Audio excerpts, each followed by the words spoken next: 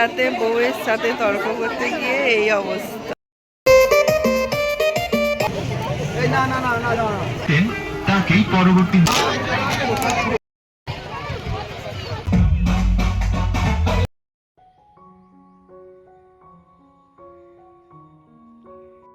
Good morning. ঈদের আরও একটি ব্লগ নিয়ে চলে এসেছি আপনাদের সামনে। আর এটা হলো ঈদের দ্বিতীয় দিন। আর সেকেন্ড দিনে ইনা স্টেজে উঠছে। এখন ও একটু আবৃত্তি করে শোনাবে, মানে একটা ছড়া, যেটুকানি ও পারে, বাচ্চা মানুষ তো সেটুকানিই বলবে। আসসালামু আলাইকুম, আমার নাম ইনায়া মন্ডল। আমি একটা কবিতা বলতেছি। কবিতার নাম হচ্ছে কবিতার নাম হচ্ছে মজার দেশ। একটি আছে মজার দেশ, সব রকমের খারাপ।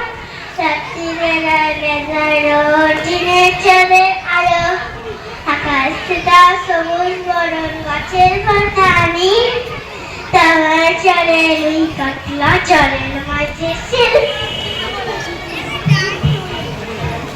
আর ও হয়তো বা খুব ভালো বলতে পারিনি, কিন্তু যতটুকানি বলতে পেরেছি সেটাই অনেক। কারণ ছোট তো, এখন ওকে এইভাবে আস্তে আস্তে প্র্যাকটিস করাই বা সাহসটা বাড়ানোর জন্যই ওকে স্টেজে তুলেছিলাম। তো যাই হোক, আর আমি কিন্তু বাপের বাড়িতে ছিলাম, ওখান থেকে ইনায়াকে নিয়ে এসেছি। কারণ এখানে যে এটা না ঈদের দ্বিতীয় দিন না, সম্ভবত থার্ড দিন। এটা ঈদের না, মানে ঈদের অনুষ্ঠানের আর কি। তো সেখান থেকেই আমি ইনায়াকে নিয়ে এসেছিলাম এখানে, মানে শ্বশুরবাড়িতে। আবার বাপের বাড়ির ওখানেও অনুষ্ঠান হচ্ছিল, তো ওখানে জায়ানকেও নিয়ে গিয়েছিলাম সঙ্গে করে। তো দুজনে একটু ওই যে জাম্পিং ডান্স চলছিল। তো তারপরে ওখানে অনুষ্ঠান কমপ্লিট করে আবার বাপের বাড়িতে চলে এসেছি। আর এখানে এসে দেখলাম এই যে এখানেও বেশ কিছু অনুষ্ঠান হচ্ছে। আর দেখুন এখানেও কত ভিড়।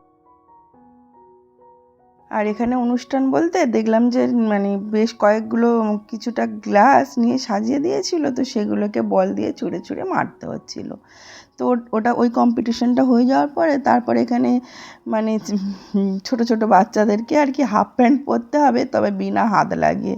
তো ওরা সেটাই করার চেষ্টা করছে। আর এখানে না এদের তালে তাল দিয়ে বেশ সুন্দর সুন্দর মিউজিকও চালিয়েছিল।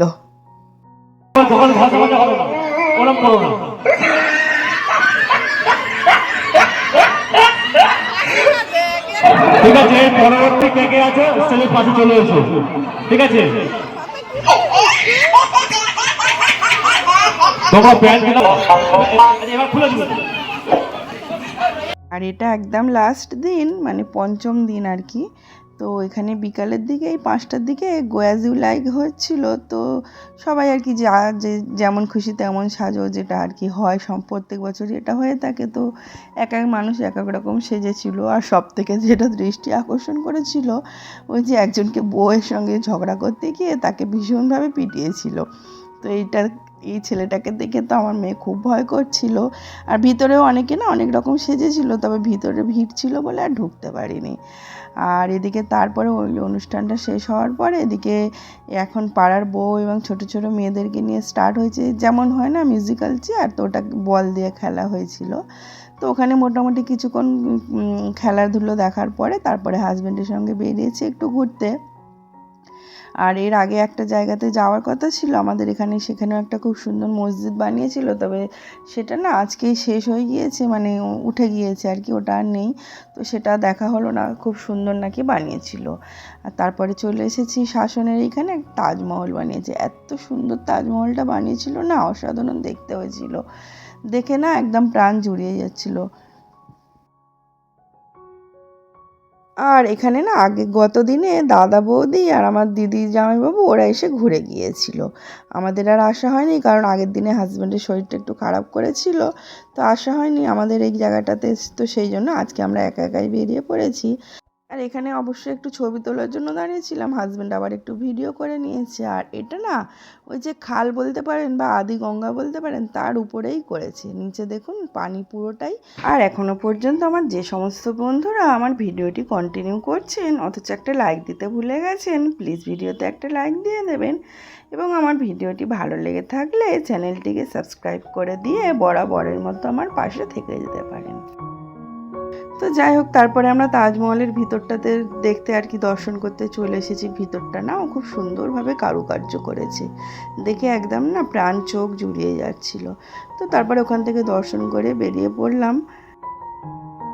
আর এটা তো পুরোপুরি পানির উপরেই করা হয়েছে। আর সাইডে যে এই যে খালটা আছে বা আদিগঙ্গা, ওখানে বোট চালিয়েছে আর কি। তো বোট ছেড়েছিল, ইনা তো বেশ জেদ করছিল বোট চড়বে বলে। আমরা রিস্কটা নিইনি, কারণ অনেকটাই রাত ছিল। আর তারপরে না ওখান থেকে আরও একটা জায়গাতে চলে এসেছি। এটা আমার শ্বশুরবাড়ির কাছাকাছি। এখানে আবার টাইটানিক জাহাজ করেছিল। নিচেতে একটুখানি মানে পানির ব্যবস্থাও করেছিল, যাতে জিনিসটা দেখতে সুন্দর লাগে। তবে যেহেতু আজকে লাস্ট দিন একদম, তো ভিতরে বেশ, যেহেতু এটা শোলা দিয়ে বানানো, ভিতরে দেখলাম অনেক জিনিসই ভেঙে চুরে গিয়েছে।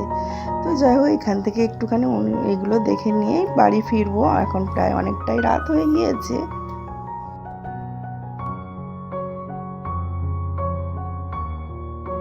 আর এখান থেকে বেরিয়ে আমি এক প্লেট পাপড়ি চাট নিয়ে নিয়েছিলাম, আর ইনা নিয়েছিল একটা গোলা। আর এখানেও না আমার এক পুরানো বন্ধুর সঙ্গে দেখা হয়ে গিয়েছিল। তো কিছুক্ষণ গল্প করে এখন বাড়ি ফিরেছি। আর আজকে যেহেতু ঈদের মানে প্রোগ্রামের লাস্ট দিন, পাড়ার সমস্ত বাচ্চারা ডিজে নিয়ে এসছে, নিয়ে এসে বেশ সুন্দর ডান্স করছে। আর এদের ডান্স দেখে আমার ইনাও নিজেকে আটকাতে পারলো না, ও একটা সাইডে একটু নাচ আরম্ভ করে দিয়েছে। তো পাড়ার বাচ্চারা এইভাবে আনন্দ করতে থাক, আর আমি আমার ভিডিওটিকে এখানেই শেষ করলাম। দেখা হবে আবারও কোনো পরবর্তী ভিডিওতে। ততক্ষণের জন্য ভালো থাকবেন, সুস্থ থাকবেন।